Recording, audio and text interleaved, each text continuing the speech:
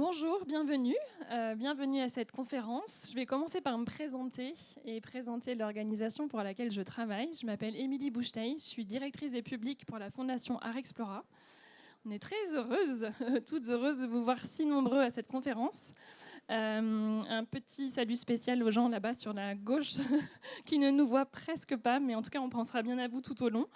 Alors peut-être quelques mots sur la Fondation Art Explora.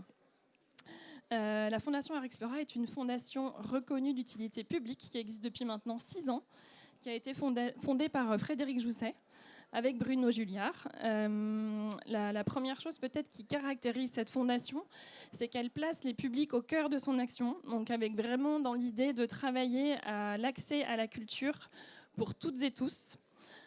Nous ne travaillons jamais seuls, nous travaillons toujours en partenariat avec des acteurs culturels, mais aussi des acteurs du champ social et du champ médico-social, des associations, le champ scolaire, le champ éducatif. C'est une fondation qui est opératrice, c'est-à-dire agissante. Nous mettons en œuvre nos propres actions. Par contre, il y a... Alors, je vais peut-être présenter quelques projets, les projets, on va dire, emblématiques de la Fondation. Nous organisons depuis maintenant 6 ans aussi le prix Art Explora. C'est d'ailleurs ce qui nous rassemble toutes ici, puisque Katie, Helen et Stella se sont rencontrées dans le cadre du prix. Alors, soit en tant que modératrice d'un atelier que nous organisons à l'occasion du prix pour Katie, et Stella et Hélène ont chacune été nominées pour le prix ou lauréates du prix. Puisqu'à l'occasion du prix Art Explora, qui est un prix qui est ouvert à toutes les organisations culturelles européennes, nous aidons les organisations à organiser des projets qui sont innovants en direction des publics et qui encouragent la participation et l'engagement des publics à des manifestations culturelles. C'est un prix qui est doté, c'est important de le souligner, donc c'est le moyen qu'on a pour soutenir d'autres projets culturels que les nôtres. Et d'ailleurs, l'appel à la candidature est ouvert depuis le 16 mars dernier et est ouvert jusqu'au 26 juin. Donc n'hésitez pas à venir nous voir après la conférence, notamment mes collègues Cléa et Louise qui sont ici, pour poser des questions à ce sujet. Sur vos sièges, normalement, vous avez trouvé cette publication, qui est une publication qui rend compte de la journée qu'on organise à l'occasion du prix, qui s'appelle la journée Art et Public. C'est une journée de rencontres professionnelles où on met en présence des professionnels de la culture et des professionnels du public pour croiser nos expertises et nos bonnes pratiques et échanger autour de ces sujets. Alors, sans plus attendre, je vais maintenant présenter nos invités. Qui sont donc toutes les trois des spécialistes de ce qu'on appelle l'accessibilité. Donc on va parler de ce qu'est l'accessibilité ensemble et de la manière que vous avez chacune de la mettre en œuvre et de la repenser. L'idée, c'est vraiment de vous présenter des expériences concrètes de ce que peut être l'accessibilité et la manière de la mettre en œuvre, avec pour idée que ce n'est pas seulement un outil, mais bien quelque chose qui permet de penser pour et avec tous les publics dès la conception d'un projet. Je vais commencer par passer la parole à Stella, qui nous vient de Grèce, et on l'en remercie, et qui va nous présenter le travail qu'elle met en œuvre, notamment avec l'organisation qu'elle a fondée, puisqu'elle est cofondatrice de la fondation Offstream, et elle met en place un projet culturel qui s'appelle Meeting Points, et qui est donc un projet qui travaille sur l'accessibilité, puisqu'elle met en présence des personnes qui sont en situation de handicap ou qui ne le sont pas, pour proposer des réinterprétations d'œuvres d'art contemporaines. Stella, voilà, je vais te laisser présenter ton projet et peut-être nous expliquer aussi comment est-ce que tu en es venue, après des expériences toi-même dans des musées, à imaginer ce projet Meeting Points. Hello, everybody. It's an honor to be here with you, and I'm very happy to see so many people around us. I'm very glad about it. So I'm going to tell you about a little bit about the project that we implemented in 2 different years, in 2023 and 2025. We have been working in the field of museums and later in the field of accessibility in museums for several years. And at some point we have realized that it's not only about creating a tactile artwork, a representation of an artwork, or a translation, or only a scenario in sign language in order to invite diverse persons with disabilities and diverse abilities inside the museum space. I think you have to put your Okay. Yeah. Better now? Okay, I'm Yes. sorry. I hope that you were able to understand what I was saying earlier. So in 2023, we came up with the idea of meeting points. Meeting points, as we understand it, is a place to meet with all people around an artwork, gather around it, and exchange perspectives and ideas about it. So we created a series of public events that involved 10 museums in each year, where we gathered around one specific artwork each time with a group of more or less 20 or 25 people with and without sensory impairments. During this process, we facilitated a dialogue with the public, and we guided them to explore the artwork with several senses, like touching and also hearing and smelling. And it was amazing to see how people interacted and what input and ideas each person brought into this interpretation. The final outcome of these public events was to co-create the description of each of the artworks, taking into account all the needs and whatever was needed to be able to be understood the artwork for all people equally. So the result of these public events took the shape of a series of inclusive postcards, like the second image that is shown on the screen, where on the first side we had the representation of the artwork in a photographic manner and also in relief manner. And at the back of the postcard, you could scan the QR code and listen to the creative description that we co-created with the public. The project was very successful, and it was very interesting to see that in both years that we implemented it, in total, we had something like 300 participants, and something like 35% of these participants were persons with sensory impairments, which is a very big number of participation in this kind of events. And through this co-creative process and through this exchange, the public was given the opportunity to make the museum and the artwork their own in a way. So more or less, this is what I had in mind to share with you, and we will talk, we will elaborate about it as the conversation goes. Thank you. Merci beaucoup, Stella. Alors peut-être pour la transition, finalement, la particularité de la manière dont vous pensez les outils d'accessibilité que vous développez, c'est que en fait, vous mixez les approches et donc vous mixez aussi les publics pour lesquels ils sont conçus. Et ce sont donc des personnes qui sont soit en situation de handicap, soit qui ne le sont pas. Et ça, c'est quelque chose qui est particulièrement intéressant. Et ça me fait une transition toute faite pour présenter Hélène, qui nous vient, elle, de Londres, avec un projet, donc on est bien sur la bonne slide, oui c'est bien ça, avec un projet qui a été lauréat du prix cette fois l'année dernière, donc encore félicitations pour ça. Le projet, un projet porté par donc, le festival qui s'appelle Thames Festival Trust, qui est un projet dont tu es productrice, qui a été imaginé par une artiste dont je te laisserai parler, et qui, avec un projet qui s'appelle Turning the Tide, qui a lieu juste à côté donc, de la Tamise. Et la particularité de ce projet, c'est de mettre au centre de l'organisation de ce festival des personnes en situation de handicap, et de vraiment concevoir ce festival avec ces personnes en situation de handicap et avec des personnes qui, elles, ne sont pas en situation de handicap. Voilà. Est-ce que tu peux me dire peut-être comment ce projet est né et quelle est sa particularité et comment vous mettez en œuvre ce festival? Thank you so much. It's great to be here. Yes, so the project is called Turning the Tide. It's led by an artist called Catherine Yass. Her daughter has cerebral palsy and has just turned 18. So Catherine wanted to create a project that spoke about her daughter's experience and her experience as a parent carer for her daughter.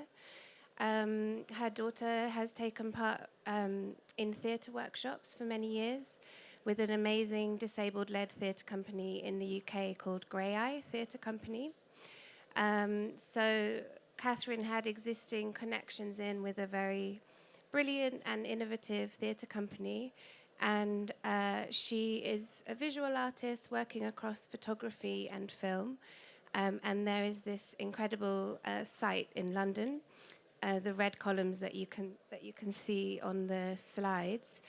These are the columns of the old railway bridge that was taken down, and the modern railway bridge was built behind it. But they left the columns in the Thames, so they remain.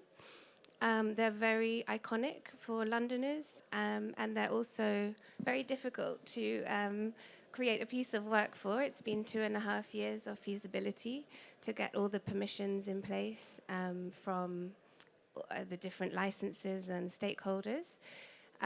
So there are 4 main elements to the project. Firstly, there is the site-specific projections that will happen onto the 4 columns across the whole of the Thames. It will take place for 4 evenings this September. These images are from a test we did last May, so we had to do a test event for the projection mapping. And Catherine is already working with the young people from Grey Eye to create the choreography and the text that will form part of the work.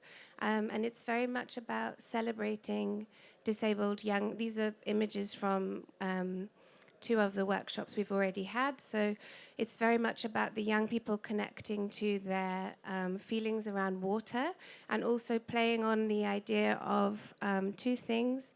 Firstly, the columns as a kind of symbolism of strength and power within public space. So speaking to the empowerment of disabled young people. And also considering what might be carried across this invisible bridge that connects the 4 columns. There will be text as well, and the young people will also use sign language. There will also be audio description, and we're hoping to make it a very welcoming place for disabled audiences. So there will be access support workers and British Sign Language interpreters. The idea is to make it a kind of celebration and takeover of public space. So that's the projection element. Catherine's also leading workshops with a variety of disability organisations across London, including primary school, a hospital, and the Royal Society for Blind Children. And she will be creating artworks with all of these participants that will form part of a month-long free outdoor exhibition in a very public space between the River Thames by the Tate Modern and St Paul's, so very high area of footfall. And then Catherine is also creating a whole artwork film of the whole project, so that will screen from early 2027. Yeah. Merci beaucoup. Et alors, pour passer la parole et faire un pont avec ce que tu viens de présenter, il y a une autre forme d'accessibilité qui est très importante également à nos yeux et qu'on voulait vraiment aussi pouvoir aborder avec vous tous aujourd'hui. C'est l'accessibilité numérique, dont Cathy Durand est spécialiste et va nous parler. Alors, Cathy, tu es, toi, experte d'accessibilité numérique, en accessibilité numérique. Peut-être que tu peux d'abord commencer par nous dire c'est quoi l'accessibilité numérique. L'accessibilité numérique. Très bien. Déjà, merci pour l'invitation. Je suis ravie d'être là et d'être devant autant de monde. Donc, l'accessibilité numérique, effectivement, c'est comme montre le slide. Pour ceux qui voient, c'est donner le même niveau d'information, quelle que soit la manière dont on va accéder à l'information. On est quand même 20% de la population en France d'être en situation de handicap.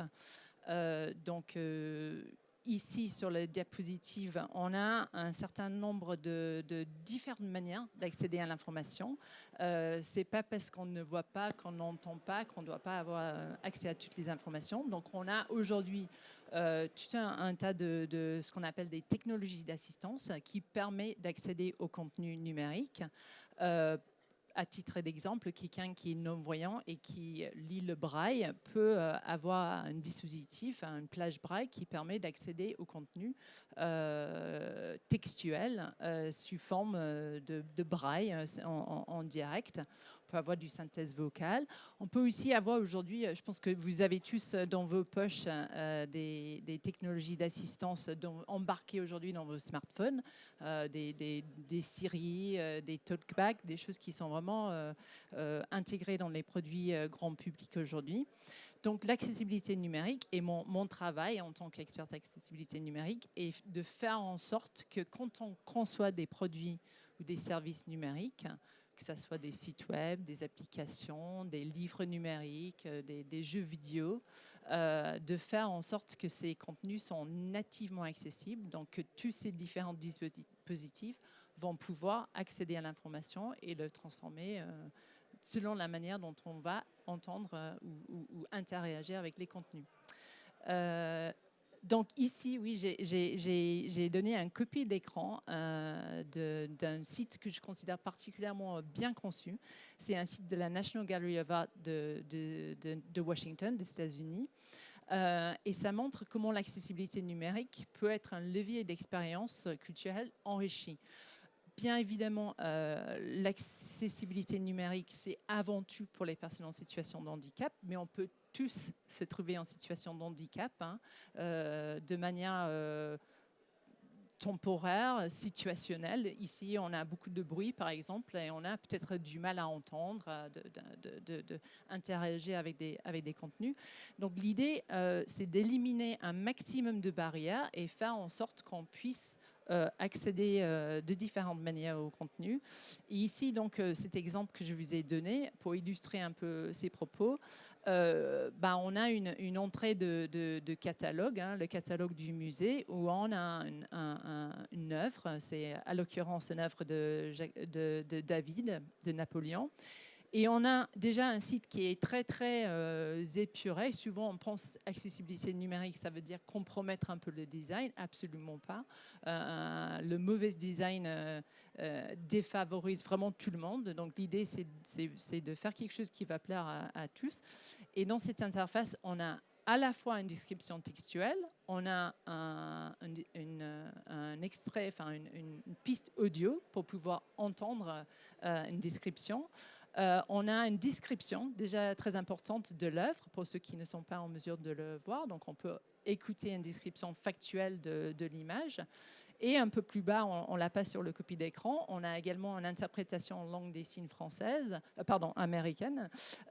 Et tout ça pour illustrer que tous ces apports qui sont d'abord pensés pour des publics en situation de handicap, ils bénéficient à tout. Et c'est vraiment une raison il y a des obligations pour le faire. On va peut-être plus, je peux en dire deux mots. Oui, donc en France et en Europe, il y a un certain nombre d'obligations, notamment pour le secteur public, mais pas que. Et on est tenu de respecter déjà une norme qui en France s'appelle RG2A, qui donne un certain nombre de règles pour éliminer toutes ces barrières, pour tous ces différents publics. Et donc déjà, c'est une première raison de faire accessible, mais on peut aussi, comme on illustrait là avec cet exemple, améliorer l'expérience pour tout en respectant ces obligations. Voilà. Merci beaucoup. Et finalement, ce que tu dis, c'est que c'est important de penser l'accessibilité pour tous au plan numérique dès le départ. Si on n'a pas pensé cette accessibilité dès le départ, comment on peut redresser la barre, améliorer la manière dont on rend nos sites ou nos dispositifs numériques accessibles à tous? Est-ce qu'on peut quelque part rattraper ce qui n'a peut-être pas été bien pensé dès le départ? Alors, bien évidemment, c'est toujours bien de le penser dès le départ. Ça, c'est évident. C'est forcément plus complexe à intégrer. Souvent, quand on parle d'accessibilité numérique, on aime bien des analogies. Alors, parfois, c'est un cookie, parfois, c'est un plat indien. Enfin, il y a plein d'exemples de plats pour illustrer le propos. Mais quand on pense, par exemple, je prends le cookie, si on veut faire un cookie au chocolat, il faut intégrer les pépites de chocolat au moment de créer le cookie. Si on essaie de les mettre par-dessus, on n'a pas un cookie au chocolat. Donc, c'est vraiment important de penser l'accessibilité dès le départ. Mais effectivement, ce n'est pas toujours le cas. Donc, la première chose à faire, et c'est ce qui est d'ailleurs exigé par le législateur, c'est de faire un audit. Donc, il faut qu'on audite le site pour savoir qu'est-ce qui est accessible, qu'est-ce qui ne l'est pas. Donc, pour ça, on fait appel à un expert. Et puis, normalement, lors d'un audit, on va identifier un certain nombre de problèmes. Il y a très peu de sites qui sont aujourd'hui entièrement accessibles. Mais idéalement, il faut, souvent, on regarde la longue liste des non-conformités et on commence à paniquer en disant mais c'est trop gros, on peut pas tout faire. On peut déjà identifier les points qui sont les plus bloquants pour les utilisateurs et prioriser ces points-là. Et puis, c'est vraiment quelque chose à penser sur le long terme, l'accessibilité numérique. Il faut absolument, à chaque fois qu'il y a une évolution, à chaque fois qu'il y a une modification, il faut penser l'accessibilité et faire en sorte que tu sois conçu de manière la plus accessible. Et très important aussi, il faut tester avec des usagers parce que la conformité technique, c'est une chose, mais c'est extrêmement important, comme les deux projets l'ont montré pour le physique, de faire tester par les usagers. Et plus en amont on peut le faire, mieux c'est. Mais même si c'est tardivement, si le projet, le site, l'application existe, on peut faire tester par des usagers. C'est vraiment les experts de leurs usages pour identifier les points qui sont les plus bloquants et prioriser ces points-là. Donc, pour conclure, c'est vraiment quelque chose sur le long terme. Il faut penser à ça à chaque évolution. Et en maintenant ces projets au quotidien, il faut absolument penser à l'accessibilité. Très bien, merci beaucoup. Finalement, je reviens à notre slide du début pour passer un peu aux questions transversales, puisque vous avez beaucoup de points communs entre ce que vous réfléchissez et vous mettez en place les unes les autres. Il y a notamment, je trouve, un point qui est très marquant, c'est la manière dont vous connectez des personnes qui sont en situation de handicap avec des personnes qui ne le sont pas, parce que c'est finalement quelque chose qui, dans la manière dont vous allez penser une action, une manifestation, un événement, ou un outil de médiation est quelque chose qui permet d'inclure et d'être accessible à toutes, finalement, c'est un exercice empathique qui est bénéfique à tous. Comment est-ce que vous travaillez ce point-là, finalement, de mise en lien et de connexion avec pour être accessible, finalement, on appelle ça l'accessibilité universelle, mais avant tout, c'est une mise en lien, quelque part, une transposition de ce que vous pouvez mettre en place. Peut-être Stella? Okay, so I will bring an example in the table. So in the way we usually start each meeting point event, we usually start by describing ourselves. So I am Stella. I am a white woman around my 43 years old. I'm short in height, a little bit chubby in weight. I'm wearing black clothes. My hair is dark brown and I have brown eyes.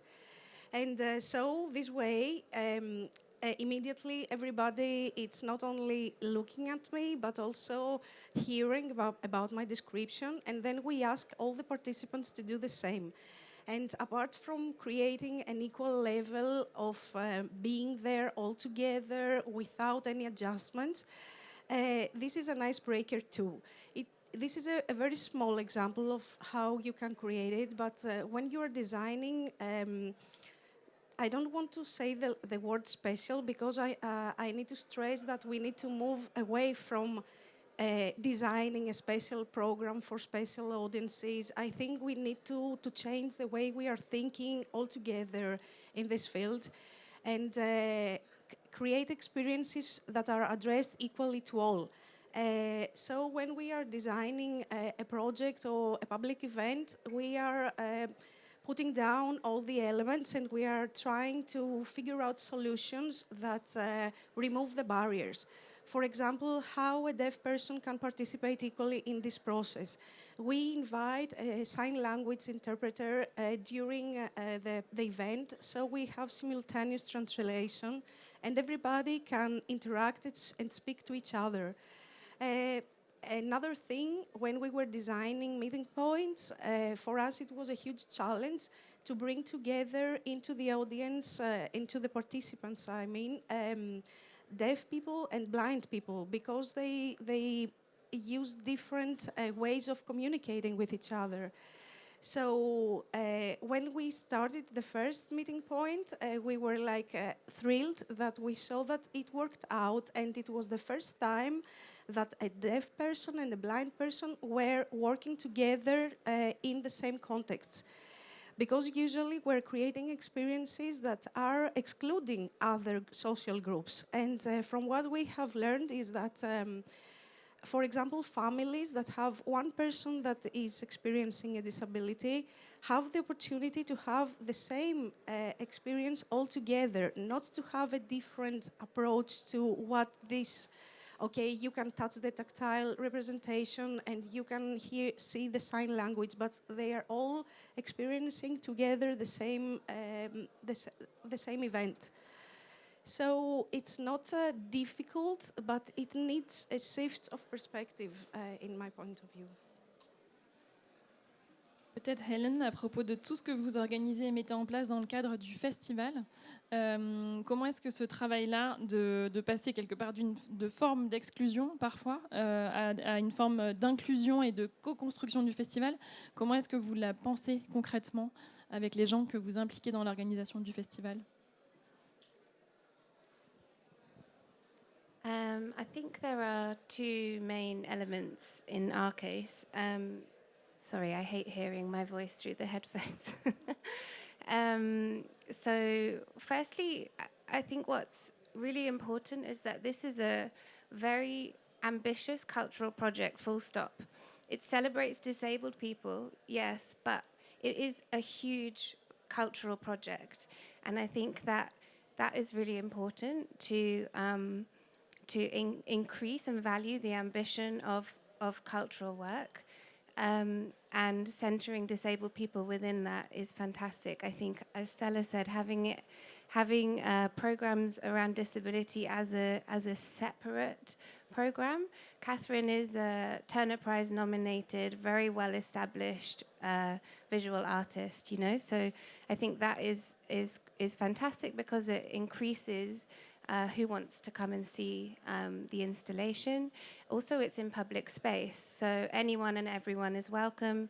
It's free, it's open, people could be walking by, people could have heard about it.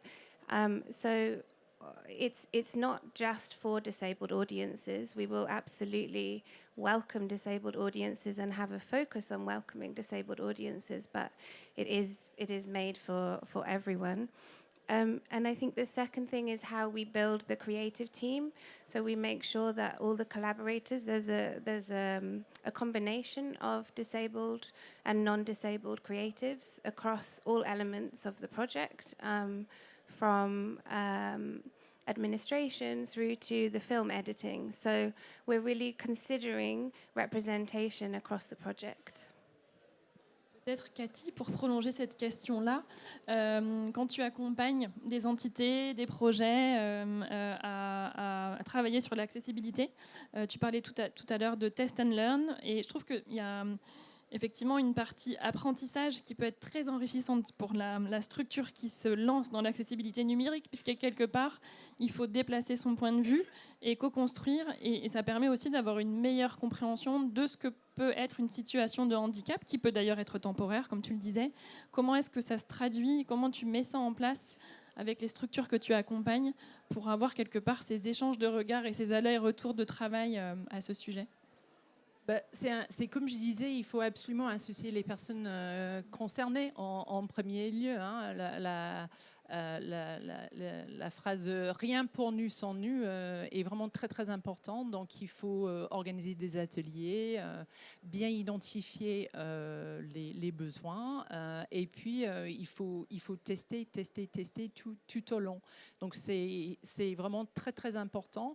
Et quand on fait ça, on voit que c'est vraiment tout le projet qui en bénéficie.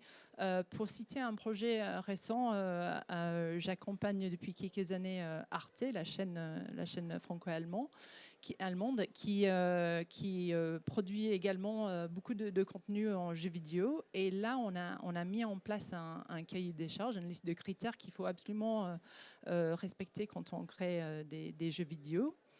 Et donc, on a mis en place ce liste de critères qu'on a exposé à la boîte de production dès le départ, dès l'initiation du projet. Et en fait, c'était pensé dès le départ. Tout le long, on a fait tester tous les prototypes par les personnes concernées. Ça n'a pas ajouté quelque chose de très compliqué. Hein. C'était juste un autre volet du projet, hein, comme tout un tas de considérations hein, quand on développe un projet numérique. À la fin, non seulement on avait un projet extrêmement accessible et qui était très exploitable par un certain public, mais tout récemment, on a gagné un prix, c'est Arte et les boîtes de production concernées, un Pégase, donc les prix pour les jeux vidéo, pour sa prise en compte de l'accessibilité. Donc vraiment, c'est quelque chose qui a réjoui les équipes. Et encore une fois, c'était vraiment un vecteur d'avoir les retours tout au long du projet. C'était une source riche d'informations, de renseignements pour les producteurs qui a vachement orienté certains choix et c'était très, très apprécié par tous. Donc, vraiment, impliquer les usagers dès le départ, c'est gagnant-gagnant. Peut-être vous pourriez nous redire, Hélène et Stella notamment, comment est-ce que le fait de penser l'accessibilité pour tous, comment est-ce que c'est bénéfique au public qui ne connaissent pas bien les personnes qui pourraient être en situation de handicap, comment ça visibilise, mais aussi quelque part comment ça normalise les difficultés que pourraient avoir des personnes pour qui les dispositifs dans les musées ou lors de manifestations culturelles ne seraient pas pensés pour tous.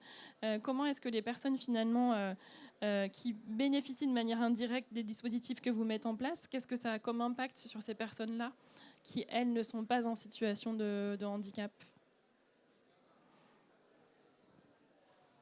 So this is something very fascinating that we are taking back because through these public events, we always have a questionnaire at the end of it to collect information about how we can do it better and also to gather the perspectives of the persons involved. So one of the most fascinating things that we received is the persons with non-disability that are not disabled are saying that this whole experience enriched their own perspective because being able to touch or smell or even interact with people that have never had contact before, I mean people that they didn't knew before and they gathered in the same place together, it was something that enriched their own museum experience because it brought in perspectives and ideas that they wouldn't have imagined before that. Also, we are this year, last year that we implemented it, I'm still in 2025 living there, we realized that this type of event brought new people in the museums. 40% of the participants said that it was the first time that they visited the specific museum. And they were invited there because the event was tailored to their needs, and they were welcomed in such a context. It was buyer-free, so they didn't have to think about, okay, how will I overcome this obstacle in order to take part in this process? So this interaction and this just being together, because many persons said that what made them the biggest impressions was just being there together. This is what inclusion is about, not only accessibility, because I believe strongly that we need to move forward after this word, because accessibility brings in mind elevators or, I don't know, different things that have to do with the space and accessing the space, not the content. So we need to think about it as well. And also bring the communities into the dialogue. The most important feedback that we got is from persons, blind people and deaf, that they were giving feedback after each event. So it's very important to include them in the process of designing as well. I think that for me, thinking about the public space element and representation, because we haven't done the project yet. It happens in September, so I don't have the evaluation and the feedback. But there is a dual meaning in English with the title, Turning the Tide. So you can say turning the tide to mean that you change something. So for us, it's very much about turning the tide on perceptions of disability, and that is the aim of the project. And we're doing that by centering and celebrating disabled people in public space. So I would say, for example, the exhibition that's happening, which is in a very busy public space, the more that we can have representation of disabled people in spaces that are both cultural and non-cultural, the more that non-disabled people will start to understand that representation and have more of a sense of understanding around disability. Alors peut-être parce qu'aujourd'hui, vous êtes a priori nombreux à travailler notamment dans le secteur des musées, en tout cas où vous travaillez dans des lieux culturels, des lieux d'accueil de public. Peut-être que chacune d'entre vous, vous pourriez... je pense peut-être à Stella pour commencer, parce que Stella, tu as travaillé d'abord dans des musées, c'est ce qui t'a conduit à imaginer ce que tu as mis en place aujourd'hui, donc de développer ces outils sensoriels pour mieux accompagner les publics qui, selon toi, n'étaient peut-être pas assez inclus, en tout cas dans les propositions culturelles des musées jusque-là. Si tu devais donner un conseil au musée ou à un lieu culturel qui souhaiterait développer l'accessibilité, quel que ce serait? So I think the first step that I would propose to take is get informed about it, and get some kind of a seminar on accessibility, not only accessibility, but on the needs of different bodily abilities, let's say, and address this to all the departments of the museum. It's not about only the people that are working in the educational programs or the departments that deal with people daily.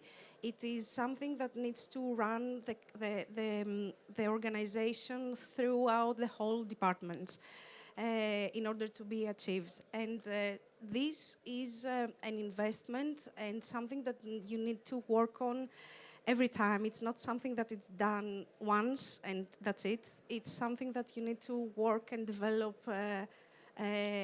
throughout the whole year. So, yeah. J'ai une question pour Cathy, parce que Cathy, tu as un peu un pied dans deux pays, on peut dire. Ton pays d'adoption, la France, et puis tu es originaire de Grande-Bretagne. Et la question que j'aurais pour toi, c'est quel est ton regard un peu, où se porte en tout cas ton regard quand tu cherches quelque part des exemples ou de très bons exemples d'accessibilité numérique? Où sont les tendances actuellement et qu'est-ce que tu décrirais comme exemplaire? Et quel est peut-être encore le chemin à parcourir pour nous, Français dans la salle, ou organisation culturelle française? Et puis après, ça serait intéressant d'entendre aussi Stella et évidemment Hélène sur cette question. La question, c'est est-ce que la France est bonne élève ou pas? Voilà. Non, pour répondre rapidement. Effectivement, l'exemple que j'ai tiré, c'était la National Gallery de Washington. J'ai commencé mon parcours dans l'accessibilité numérique à Londres, à la National Gallery de Londres, il y a 15 ans, où ils étaient déjà très avancés sur la question. En France, il y a encore beaucoup de travail à faire. Moi, je travaille, j'ai 2 casquettes. Je travaille à la fois à la Fédération des aveugles de France et je suis freelance dans le secteur culturel. À la Fédération, nous avons un observatoire où on regarde les éléments. J'évoquais les obligations légales. Dans les obligations, il y a une partie sur le déclaratif. Chaque musée doit... toute structure concernée, mais les musées en fait partie, doit déclarer le niveau d'accessibilité de son service. Et aujourd'hui, il y a moins de 5% des musées français qui respectent cet minimum obligatoire. Donc on est très très très loin. Pour prendre un exemple en France, la Philharmonie de Paris est plutôt bien avancée sur la question. Il y en a d'autres, mais clairement, c'est pas en France, en tout cas pas dans le secteur des musées où je prendrai des exemples. Cela dit, je pense absolument pas que c'est une question de ne pas vouloir rendre ces services numériques accessibles. C'est une méconnaissance. Il y a encore beaucoup de travail à faire, aussi bien côté les musées même, mais également les prestataires qui fournissent finalement, qui sont chargés de développer ces services. Donc, il y a beaucoup de travail à faire. Et oui, aujourd'hui, pour répondre à la question, ce n'est pas en France que j'aurai beaucoup de bons exemples à citer, malheureusement. Mais ça va venir. Ça va venir grâce à toi, notamment. Ou sinon, comment on peut se faire pour se former à ces questions? Par où on commence? Et qu'est-ce qu'on risque si on ne traite pas de cette question-là? Alors, l'obligation existe en France depuis la loi 2005, avec la loi handicap. Il y avait un premier délai de 2012. Je vous ai donné les chiffres, autour de 5%, donc on n'est clairement pas au rendez-vous, on est en retard. Alors, il y a toujours une question de sanctions, mais la manière de les imposer n'était pas très claire. Depuis 2024, l'Arcom a été désigné comme autorité de contrôle pour contrôler le respect de ces obligations. Donc aujourd'hui, il est tout à fait possible d'être sanctionné. Pour l'instant, on n'a pas encore de jurisprudence, mais il va y avoir des sanctions financières. Avec une obligation de corriger une fois que la sanction a été notée. Les usagers peuvent également peuvent signaler un défaut d'accessibilité auprès de l'Arcom. Il y a un canal de plainte, donc ça risque d'arriver. Qu'est-ce qu'on peut faire? Déjà, le minimum, c'est comme je disais au départ, c'est de faire un audit pour avoir un état des lieux. Qu'est-ce qui est fait, qu'est-ce qui n'est pas fait? Et ensuite, c'est vraiment, comme on disait, c'est infuser une culture d'accessibilité dans les structures. C'est pas prendre juste une photo. Un audit, c'est une photo à un moment donné. C'est vraiment former les collaborateurs, comme on disait, dans toutes les différents cœurs de métier. Et puis, faire en sorte que dès qu'on pense un projet, on pense accessibilité. C'est un peu comme les RGPD. En réalité, les obligations en accessibilité sont un peu du même ordre. Sauf qu'on a tendance à les oublier. On a souvent un DPO dans les structures publiques et privées, mais un référent en accessibilité numérique, on n'a pas forcément la même vigilance. Donc, commencez à former vos collaborateurs et petit à petit, je suis persuadée que ça fait vraiment partie intégrale de la mission publique. Donc, ça va finir par se savoir et par se concrétiser par des interfaces accessibles. Peut-être Hélène et ou Stella, quand vous regardez pour des exemples inspirants d'autres actions, vers où votre regard se tourne lui aussi? Quel regard est-ce que vous portez sur l'accessibilité dans vos pays respectifs ou dans d'autres pays? Et comment vous travaillez peut-être aussi avec d'autres acteurs comme vous sur ces sujets d'accessibilité? Comment vous êtes complémentaires peut-être avec d'autres types d'actions? I think coming back to Stella's point about inclusion and using inclusion as is huge. So yeah, the theatre company we're working with, Grey Eye, is disabled led. So the majority of the creatives are disabled, and in terms of how they work, their way of working, and it's really incredible. You should definitely look them up. So I would say Grey Eye are it's spelled Graeae. It's a complicated word, but they're an amazing. The way that they're working within the performance world is fantastic. I think that I don't know enough about how the French system works, but I think again coming back to representation, I think it's important to be working with disabled people in the same way that institutions would want to work with women, people of colour, making sure that you have a diverse and broad range of people that you're consulting with, whether they're your employees or people you're commissioning. I think that having a diversity of lived experience within a team that can help to inform programs and policies is really important. And if that's not possible, you can always work with a focus group. So I'm also working on a festival for 2027 that is led by the Greater London Authority, part of the London Borough of Culture, called Liberty Festival, which centres disabled-led creative work. And there's a focus group that we will be working with for nearly 2 years on the creation and programming of the festival. And the focus group have lived experience of disability and are able to help inform the development of the program as it happens. So I think, yeah, collaboration. I couldn't agree more, because this is the most important thing, to work with the communities themselves and take their feedback. So sometimes it's a bit difficult, and I don't know, a lot of effort and work is given into making things better, but many times it's very hard to change perspective. And I will bring an example here. I have seen many projects around Europe in museums that they have created a tactile object or a signature, or they have worked on their accessibility. And there are so many times that I have seen brave labels put on top.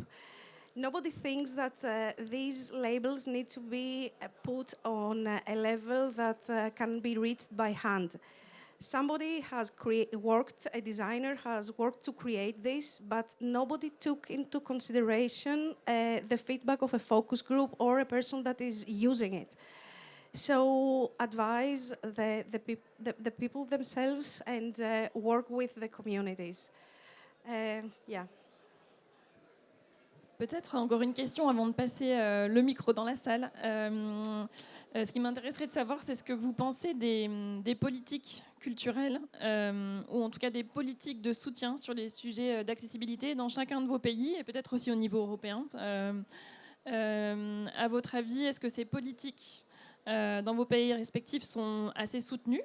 Est-ce que c'est un axe qui devrait être développé? Est-ce que vous pensez que c'est peut-être un axe de développement des politiques et des aides d'État qui est peut-être encore aujourd'hui pas assez soutenant? Voilà, peut-être en Grèce, en Grande-Bretagne, en France. Est-ce que l'État soutient assez ces questions d'accessibilité? Je peux commencer peut-être pour la France. Je pense qu'il y a pour les secteurs dans lesquels moi je travaille, hein, et de mon point de vue qui n'est pas bien sûr, ça vaut ce que ça vaut, mais je pense que l'État est vraiment là en termes de conseils, hein, des bonnes pratiques, les référentiels, mais en termes d'investissement pur et simple, on est encore, ça se repose beaucoup sur les associations des usagers. Pour aller chercher cette accessibilité, et il n'y a pas un investissement suffisant côté pouvoir public. Donc clairement, le soutien n'est pas assez. C'est la qualité du travail scientifique est largement là, hein. Le travail sur les normes, etc., est extrêmement qualitatif, mais on manque cruellement de moyens, et encore une fois, ça se repose beaucoup sur les usagers. C'est les usagers qui sont à la fois pénalisés et qui doivent payer finalement l'accessibilité. Stella, en Grèce, quelle est la situation? Est-ce que vous êtes soutenu par l'État grec? Est-ce que ça nécessiterait plus de soutien? Things are significantly changing through the past 10 years, let's say. But I believe strongly that we have a lot way ahead of us to get where we need to be. And as far as policies, Kate mentioned earlier that the Digital Accessibility Directive has been brought out, let's say, I don't know, launched in 2005, you said. And still, most of organization and cultural venues are designing websites that are not accessible. I don't know what it says, if this rings any bell or says that we need to change, because the policies are there, but who is checking if everybody is compliant with it? And if they're not compliant, what happens? So, yeah, I don't know. I'm very puzzled and concerned about it. It's not enough in my point of view. From a UK perspective, I guess maybe I'll talk about cultural funding. So there's definitely been a shift, and a positive shift in the terms of how access funding is for cultural projects.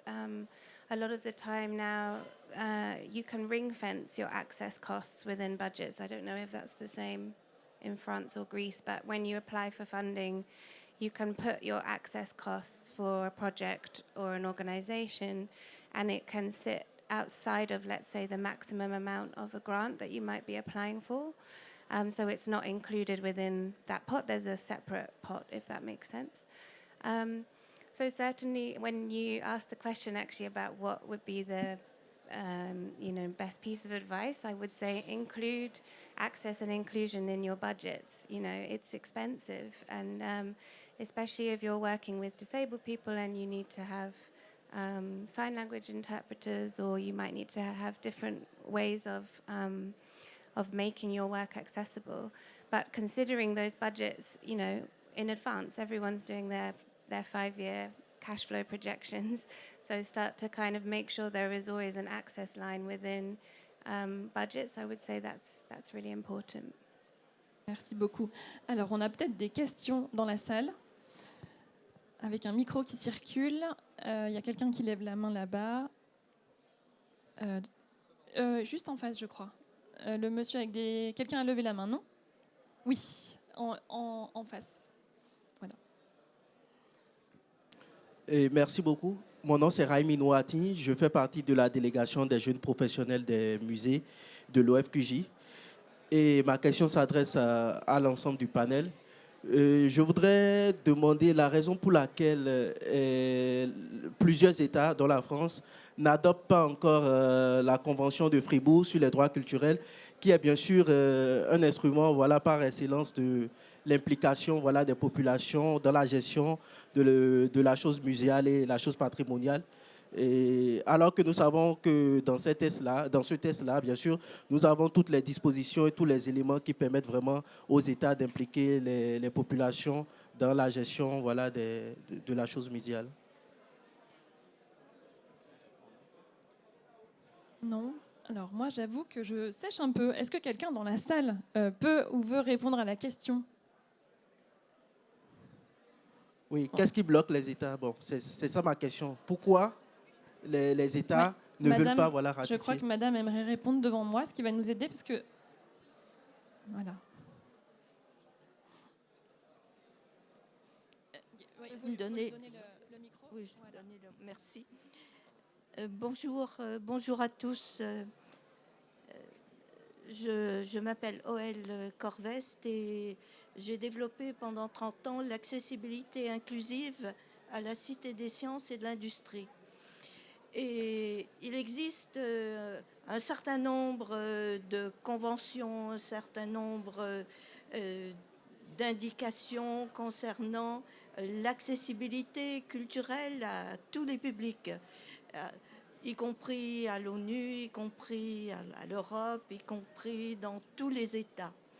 Ce qui manque de manière générale, c'est que le handicap, on le travaille beaucoup en général avec une certaine empathie, une certaine volonté, mais il y a une réelle méconnaissance.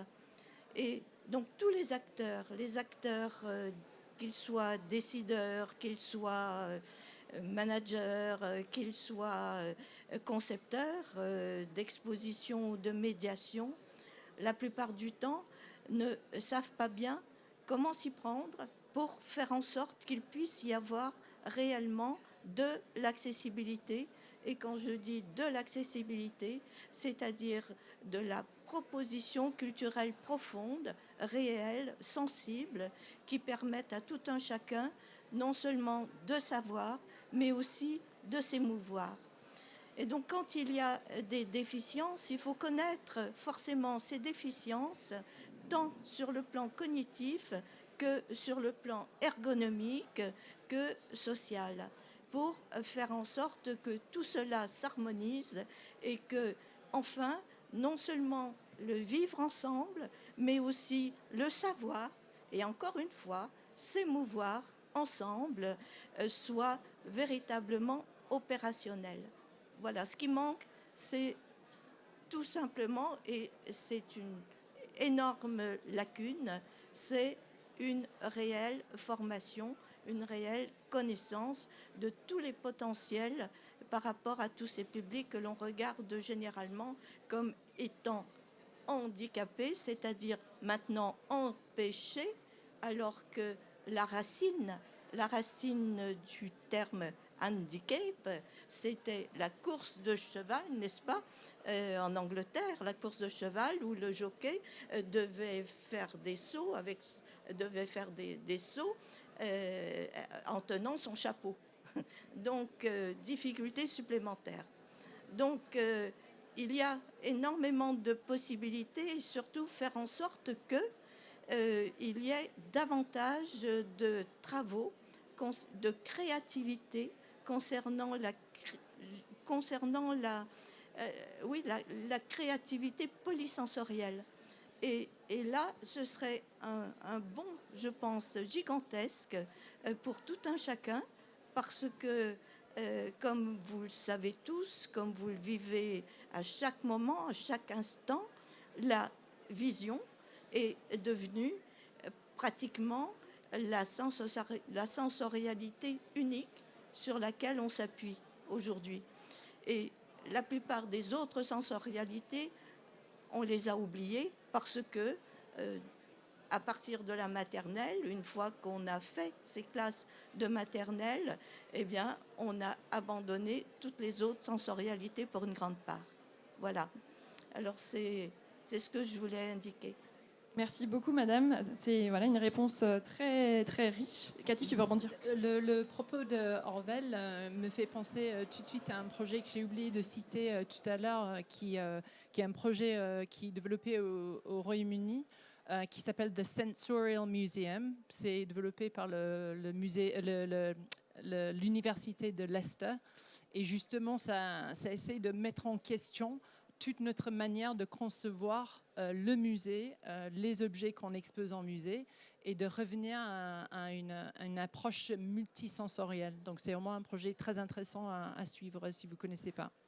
C'est intéressant parce que du coup, on a d'une part l'approche politique avec la question de monsieur, avec la Convention de Fribourg qui, après vérification, a bien été signée par l'OIF, l'UNESCO, le Conseil de l'Europe, l'Université de Paris. Et puis évidemment, une approche que là, on a essayé d'avoir aujourd'hui professionnelle. Avec l'idée aujourd'hui, c'était de vous donner des exemples de projets concrets sur la manière dont on pouvait aborder la question de l'accessibilité universelle. Madame parlait de projets polysensoriels. Ça, c'est vraiment une approche, évidemment, qui est traitée par l'ensemble des personnes que vous avez ici sur le podium. Je vois qu'il est l'heure, qu'on va devoir malheureusement, sauf s'il y a peut-être encore une question. Alors, je prends encore une question. Monsieur. Bonjour. Alors, ma question s'adresse particulièrement à Madame Cathy Durand. Alors, c'est pour savoir, les normes d'accessibilité du W3C, je veux parler du World Wide Web Consortium. Et donc, c'est de savoir si elles sont réellement appliquées dans votre dispositif de médiation muséale. Et si oui, dans quelle mesure? Alors moi, je ne travaille pas pour un musée, mais effectivement, la norme que vous citez, alors les Web Content Accessibility Guidelines, développées par le consortium W3C, et la base de l'accessibilité numérique. C'est un peu c'est les bonnes pratiques à appliquer qui, en France, ont été transposées dans la méthodologie RG2A que j'ai évoquée tout à l'heure. Donc, c'est ce que l'État français a développé pour pouvoir tester si un site web ou une application est accessible au regard de ces Web Content Accessibility Guidelines. Je ne sais pas quoi dire d'autre. Est-ce qu'ils sont appliqués? C'est un peu les chiffres que je donnais tout à l'heure pour la France, autour de 5% qui respectent juste les obligations déclaratives. Donc, en tout cas, pour la France, on est loin d'avoir respecté les WCAG que vous citez. Je ne sais pas si ça répond à votre question. Bon, ça a créé une autre question, mais peut-être à la fin du panel. Très bien, merci beaucoup. Je pense qu'on va conclure. Alors, n'hésitez pas, si vous avez envie d'améliorer vos dispositifs de médiation et de les rendre plus accessibles, à vous adresser donc à 3 personnes qu'on peut vraiment considérer comme 3 personnes référentes sur ces sujets-là, ainsi qu'à Madame au premier rang. Voilà, on espère qu'on vous a donné des exemples d'actions concrètes que vous pouvez conduire avec vraiment des choses que vous pouvez approfondir en commençant par un audit, en vous adressant à des spécialistes et en repensant quelque part la manière dont vous vous adressez à tous les publics pour que ce soit bénéfique non seulement aux équipes, mais aussi à l'ensemble des publics que vous adressez. Et puis à la prochaine fois pour une prochaine conférence, et au plaisir de vous revoir sur le stand du CITEM Art Explora qui est juste derrière la salle ici. Merci beaucoup.